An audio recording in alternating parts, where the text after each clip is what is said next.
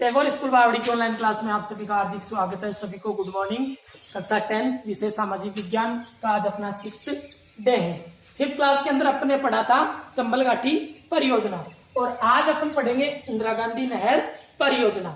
इंदिरा गांधी नहर परियोजना राजस्थान की अपन बात करते हैं तो सर्वप्रथम नहर परियोजना यही थी, लेकिन इसके बारे में थोड़ा मैं आपको लिखवाने से पहले इसके बारे में थोड़ा आपको समझा देता हूँ कि किस प्रकार से इंदिरा गांधी नहर निकाली गई है और किस प्रकार से ये शुरुआत हुई थी। उसके उपरांत आपको मैं लिखवा दूंगा कि इंदिरा गांधी नहर परियोजना की कितने चरणों में पूरी हुई, कितने चरणों के अंदर कौन कौन से कार्य हुए, ये सारी बातें आपको बाद में। आप देखो बेटा, इंदिरा गांधी नहर थी क्या? ये है आपकी व्यास नदी। ये नदी कौन सी आ रही है? भारत की व्यास नदी, जो पंजाब की उत्तरी हिमाचल प्रदेश इनसे निकलती हुई इधर आती है। और ये है सतलुज नदी, ये कहां ऊपर से आती है ये, और ये पाकिस्तान के सारे इधर से बह जाती है। इन दोनों का ये क्या है? संगम स्थान है। कौन सा है इन दोनों का? संगम स्थान। संगम स्थान क्या कौन सा कहलाता है? जहां पे आपस में एक या दो, एक से अधिक नदियां आकर क्या होती है? मिलती है, वह कहलाता है उनका संगम स्थान। यह आपस में आके मिलती है। तो यहाँ पे कौन सा बांध बनाया गया था? हरिके बैराज। यहाँ पे कौन सा बांध बनाया गया था? हरिके बैराज। ये बांध इन दोनों नदियों के संगम स्थान पर बनाया गया था। अब बांध बन गया तो उसके नहरों के माध्यम से क्या किया गया? इसके पानी को आगे भेजा गया। तो इस हरिके बैराज बांध से कौन सी नहर निकाली गई थी? राजस्थान नहर। इंदिरा गांधी नहर परियोजना का प्रारंभिक नाम क्या था? राजस्थान नहर। और ये राजस्थान में कहां से प्रवेश करती है? गंगानगर का एक क्षेत्र है, कौन सा? मसीता वाली। कौन सा क्षेत्र है यहाँ पे? मसीता वाली। ये क्षेत्र है, यहाँ से राजस्थान के अंदर क्या करती है? प्रवेश करती है। फिर राजस्थान के बाद में इसको आगे बढ़ाया गया। कहाँ पे? बीकानेर है, जैसलमेर है, इधर हनुमानगढ़ है, चूरू है, और अब तो वर्तमान समय में तो बाड़मेर के जो क्षेत्र है गडरा रोड तक से या उससे भी आगे वितरिकाएं निकाली गई है। तो इस प्रकार से ये क्या, अब कितने क्षेत्र को ये लंबाई के अंदर सिंचाई के द्वारा सिंचित करती है? क्षेत्र को पेयजल कौन कौन से क्षेत्रों को आपूर्ति करवाती है? ये सारी की सारी परिस्थितियां यहाँ पे अपन समझेंगे।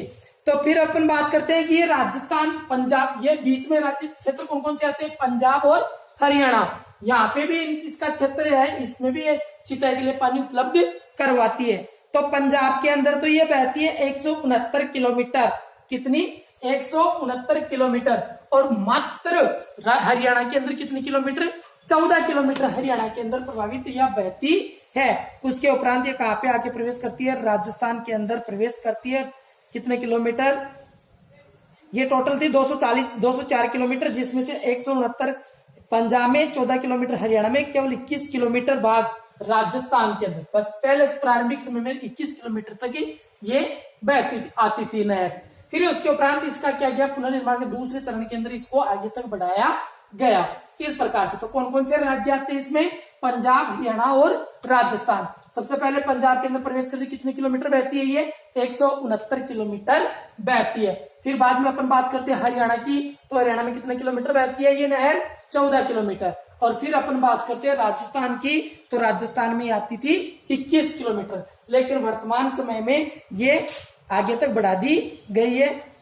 और वो आपको मैं लिखवाऊंगा तब 649 किलोमीटर हो गई है। टोटल कितनी हो गई है? 649 किलोमीटर हो गई है। राजस्थान के अंदर बाड़मेर के गडरा रोड तक ये प्रवेश करती है और वहां तक पहुंचती है।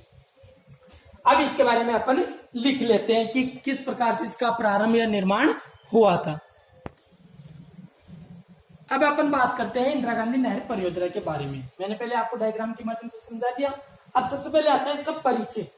यह है राजस्थान की महत्वपूर्ण परियोजना है। कौन सी परियोजना के बारे में पढ़ रहे हैं अपन? इंदिरा गांधी नहर परियोजना।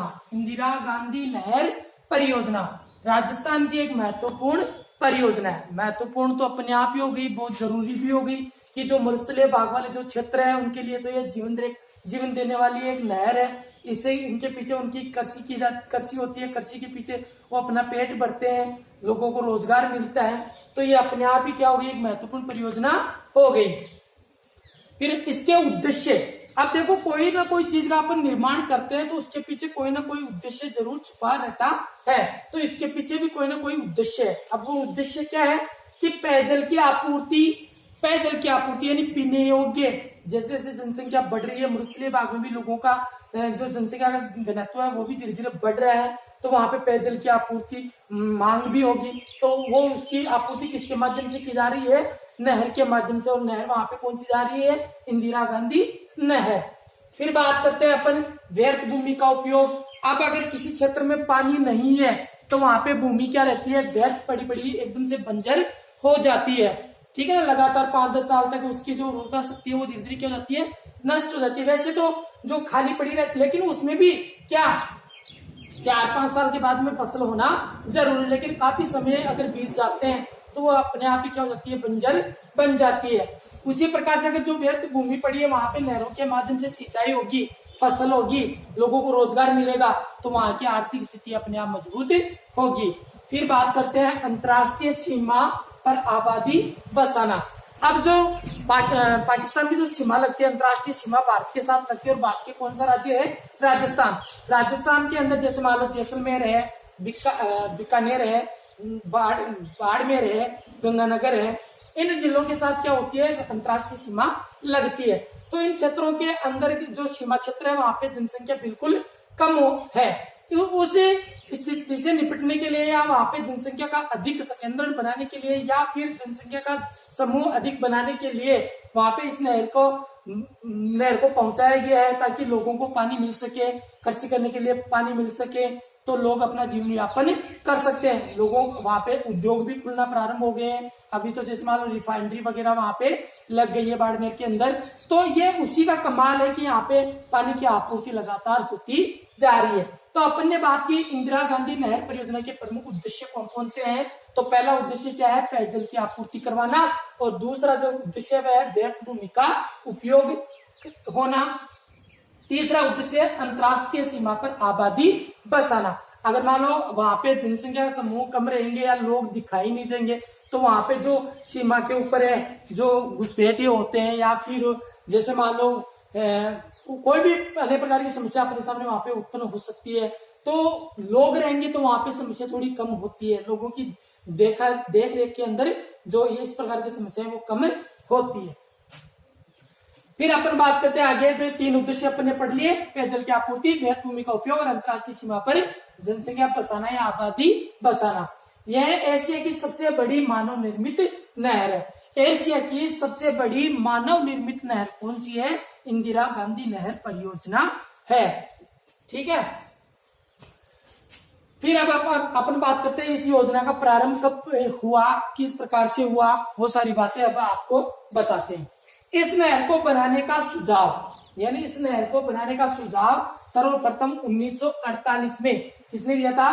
बीकानेर के तत्कालीन सिंचाई इंजीनियर कंवर सेन ने दिया था। किसने दिया था? सिंचाई इंजीनियर थे कौन? कंवर सेन जी, उन्होंने दिया था। ये कि इस प्रकार से अपन नहर निकाल सकते हैं, इस प्रकार बांध बना के फिर इस प्रकार से राजस्थान के अंदर पानी पहुंचाया जा सकता है, जो मरुस्थलीय भाग है, और यहाँ की काया पलट अपन कर सकते हैं। तो ये उन्होंने सुझाव दिया था, और इसी सुझाव को केंद्र सरकार ने मानकर, राज्य सरकार और केंद्र सरकार दोनों के सुझावों को आपस में मिलाकर या सहमति जताकर सन 1952 में सतलज और व्यास के संगम पर, सतलज और व्यास क्या थी? नदियां थी। इन दोनों का जो जहाँ पे मिलन होता है वहां पे क्या बनाया गया था? हरिके बैराज नामक बांध बनाया गया था, या उसका काम शुरू हुआ।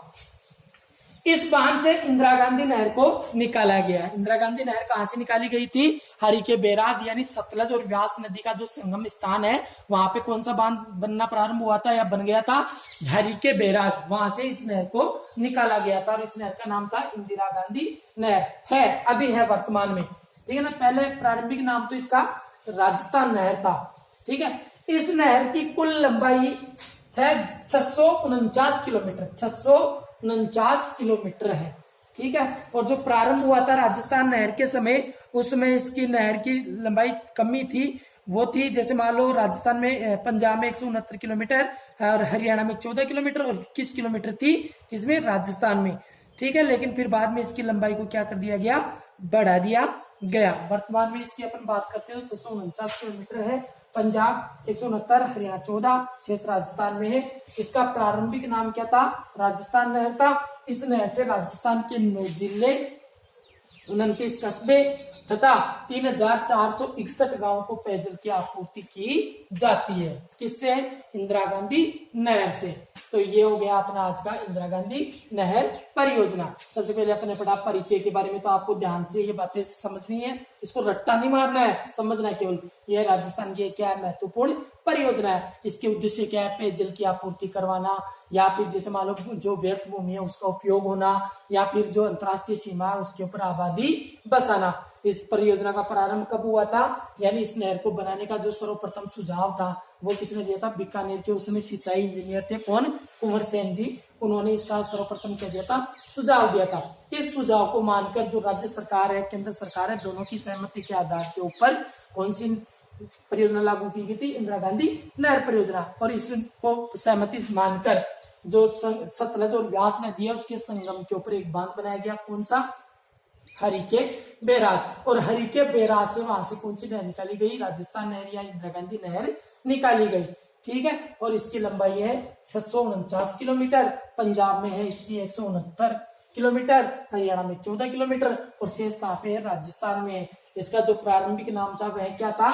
राजस्थान नहर था। और इस नहर से राजस्थान के 9 जिलों और 29 कस्बों तथा 3461 गांवों को पेयजल की आपूर्ति की जाती है। तो ये इस प्रकार से आज के अपनी क्लास के अंदर हो गया इंदिरा गांधी नहर परियोजना। बाकी अपन पढ़ेंगे नेक्स्ट क्लास में।